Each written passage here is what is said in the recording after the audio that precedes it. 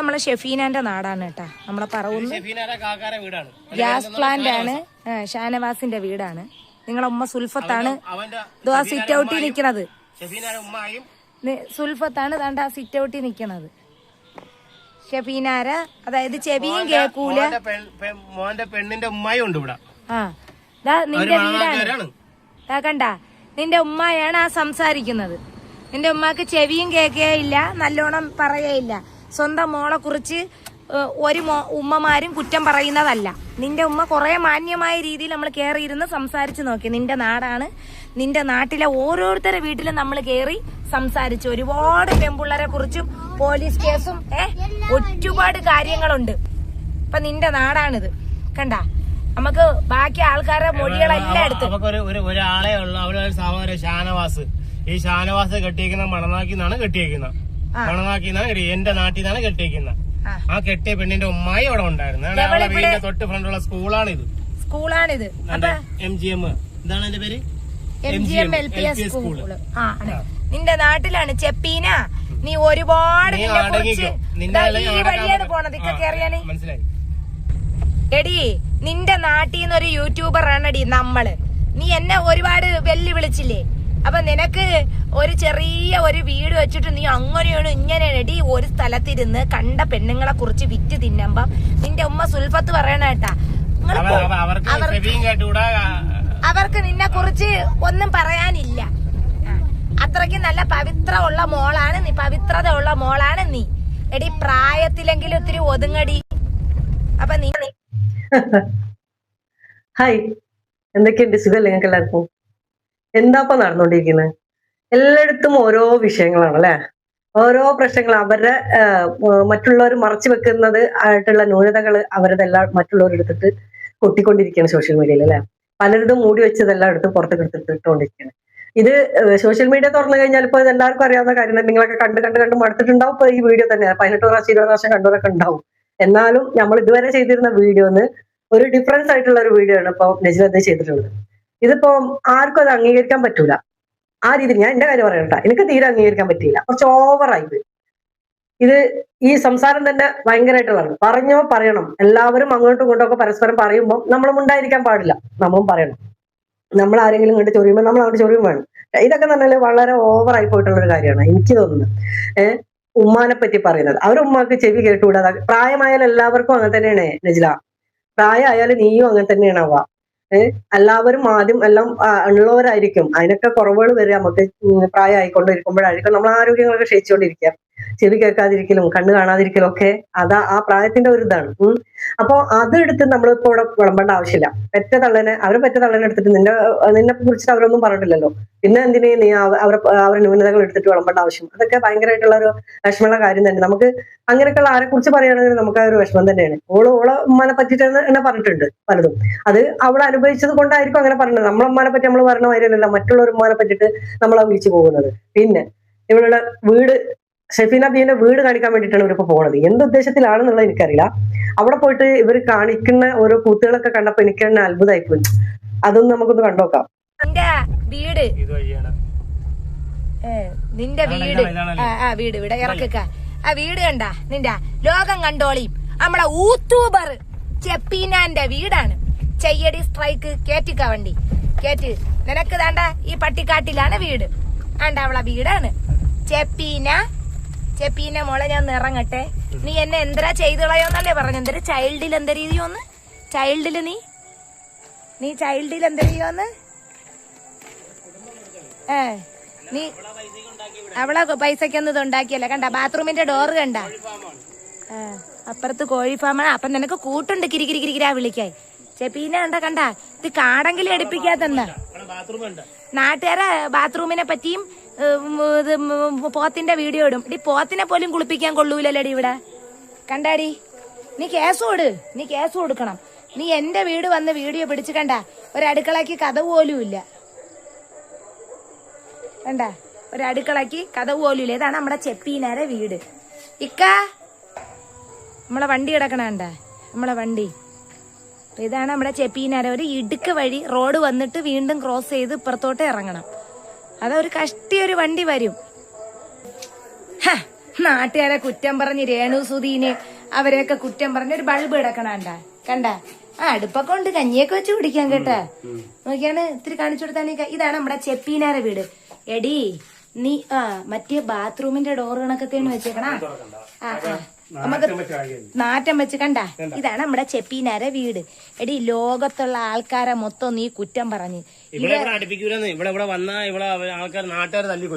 കിണർ കണ്ട ഒരു കിണർ കുടിവെള്ളം ഈ നാട്ടുകാരെ മൊത്തം ക്യാമറയിൽ ഒപ്പിയെടുത്ത് നീ ഭീഷണികളും കാര്യങ്ങളുമായിട്ട് നീ ഇടുമല്ലേ.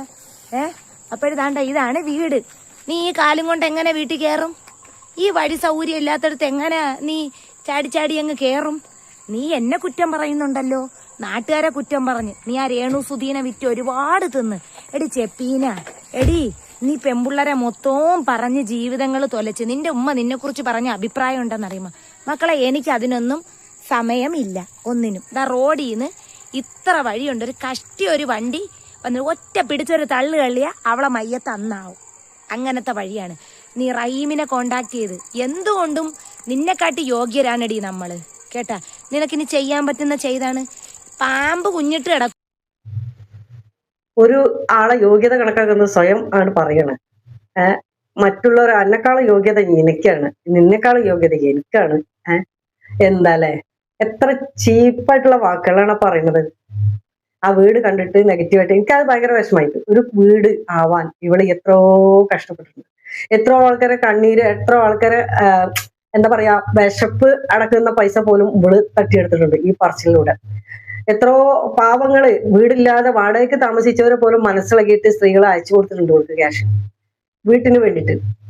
അന്നൊക്കെ ഇവള് അഭിനയിക്കണമെന്ന് നമുക്ക് ആർക്കും അറിയില്ലായിരുന്നു. ഒരു വീട്ടിന് വേണ്ടിയിട്ട് ആ വീട് പലരുടെയും കാശ് കൊണ്ട് ഉണ്ടാക്കിയ ഒരു വീട്, അതിൽ നിന്നിട്ട് വന്നിട്ടാണ് അവള് മറ്റുള്ളവരെ വീട്ടിന്റെ കുറ്റം പറയുന്നത്. അതും ആളില്ലാതെ ആ വീട്ടിനുള്ളിൽ ഫുള്ള് കയറിയിട്ട് ഫുൾ ഇൻസൾട്ട്, ഡോറ് മുതൽ വഴി മുതൽ മൊത്തത്തിൽ ഇൻസൾട്ട് ചെയ്തിട്ട് പബ്ലിക്കിന്റെ മുന്നിൽ ആ വീഡിയോ കൊടുത്തിട്ടിപ്പോ സമ്മതിക്കണം. ഇതിനൊക്കെ വിജയം കിട്ടുന്നതാണ്. ഇങ്ങനെ പരസ്പരം രണ്ടു കൂട്ടരും അങ്ങോട്ടും ഇങ്ങോട്ടും അങ്ങോട്ടും ഇങ്ങോട്ടും അങ്ങോട്ടും ഇപ്പൊ നമ്മൾ എത്ര കേൾക്കുന്നത്. ഇപ്പൊ ഇന്നാളിപ്പോ ഒരു എന്താണ് ടിക്ടോക്കിന്റെ ഒരു ഇത് കണ്ടു, കുത്തിക്കൊന്നു. കാരണം എന്താ? വീഡിയോ ആണ്. ഒരാള് വീഡിയോ ചെയ്ത് മറ്റാൾ അതിന് എതിരായിട്ട് ചെയ്തു. പിന്നെ അങ്ങനെ ഉണ്ട്. പിന്നെ വീഡിയോ വന്ന് വിട്ട് കളി നേരിട്ടായി. ഗൾഫില് പക. ഈ പകൊക്കെ വേണം ആവശ്യത്തിന്, പിന്നാണ്ട് വിട്ടാ മതി. എന്തിനാണ് ഇപ്പൊ അത്? അപ്പൊ അതൊന്നല്ല, നേരം വെളുത്ത് സുബഹി നിസ്കാരം ഉണ്ടോ ഇല്ലേന്നൊന്നും അറിയില്ല, അങ്ങോട്ട് ഇറങ്ങാണ് ചാനലിലേക്ക്. എന്തിനാ? വരുമാനം കിട്ടണ്ടേ? അപ്പൊ 4ഉം 5ഉം ലൈവാണ്, 5ഉം 6ഉം വീഡിയോ ആണ്. പിന്നെന്തപ്പോ സുഖല്ലേ? അതായത് ഇറ്റിങ്ങൾക്കൊന്നും പണിയില്ലെന്ന് ഞാൻ ആലോചിക്കണേ. വീട്ടിലെങ്കിലും പണി ഉണ്ടാവില്ല, അത്യാവശ്യം വീട് വൃത്തിയാക്കലെങ്കിലും കുട്ടികളെ നോക്കലെങ്കിലും ചെറിയ കുട്ടികളുള്ള ആൾക്കാരുടെ കഥയാണ് ഇപ്പൊ ഇത്. സെഫീനാന്റെ എന്ന് പറയുമ്പോൾ സെഫീന അഭിനയിച്ചിട്ട് ഇരിക്കുന്ന, സെഫീന ഒരാളെ മാത്രം തിന്നു കിടക്കല്ല. സെഫീന എല്ലാവരെയും പറയുന്നുണ്ട്, എല്ലാവർക്കും എതിരായിട്ട്, അതായത് എതിര് ചെയ്യേണ്ട കാര്യങ്ങൾക്ക് സഫീന പറയുന്നുണ്ട്. അതല്ലല്ലോ ഇവള് തന്നെ ഇവളെ വീട്ടിൽ തന്നെ ന്യൂനതകൾ എല്ലാം എടുത്ത് വിളമ്പി. ഇപ്പൊ കഥയില്ലാഞ്ഞപ്പോ സഫീനാന്റെ വീട്ടിലേക്കും അവിടേക്കും ഇവിടേക്കും ഒക്കെ നിരങ്ങൽ നടത്തി. അതായത് ചൈൽഡ് ലൈനിൽ സഫീന പോകുമെന്ന് പറഞ്ഞപ്പോഴുള്ള ഒരു പ്രകോപനാണ് ഇപ്പൊ ഈ കാണിക്കുന്നതൊക്കെ. പോകേണ്ടവർ പോയിക്കോട്ടെ, നിന്റെ ഭാഗത്ത് ശരിയുണ്ടെങ്കിൽ നിന്റെ മക്കളെ നോക്കാൻ ന്യായമായിട്ട് നീ ചെയ്യുന്നുണ്ടെങ്കിൽ ഏതെങ്കിലും ഒരാൾ പോയിട്ട് പറയല്ലേ. ഒരു സംഘടന മൊത്തം പറയണെങ്കിലും അവര് ഒന്നും നോക്കാനൊന്നും വലിച്ചോണ്ട് പോകുന്നില്ല. മനസ്സിലായില്ല? ഇനി അങ്ങനെ തന്നെ ആണെങ്കിലും അവിടെ കൊണ്ടുപോയിട്ട് ജയിലിൽ നിന്നല്ലോ ഇടണേ. കുട്ടീന്റെ ഭാവിക്ക് വേണ്ടിയിട്ടാവൂലേ? കുട്ടികളെ ഭാവിക്ക് വേണ്ടിയിട്ടാവൂലേ? അങ്ങനെയാണെങ്കിൽ അങ്ങനെ ജീവിക്കട്ടെ, അങ്ങനെ ഉദ്ദേശിക്കണം. പകരം ഇങ്ങനെയൊക്കെ ചെയ്യുമ്പോൾ നിന്റെ ഭാഗത്ത് നിന്റെ ഈ ഒരു ഹസ്ബൻഡിനെ മാത്രം കണ്ടിട്ട് പകല് ചില സമയത്ത് 2 കാലാണെങ്കിൽ പിന്നെ 6 കാലും 4 കാലിലും നടക്കുന്ന ഈ ആളെ കണ്ടിട്ട് നീ ഇങ്ങനെ ഉങ്ക് കാണിച്ചിട്ട് അഹങ്കാരം കാണിച്ചിട്ട് പോകാൻ മാത്രം നീ അയക്കണോ? ഇനിയിപ്പോ പോയാൽ ഇപ്പൊ എത്ര മാസം പോകും? ബാക്കിയുള്ള മാസങ്ങളൊക്കെ നീ അവിടെ കിടന്ന് എന്ത് കാട്ടും?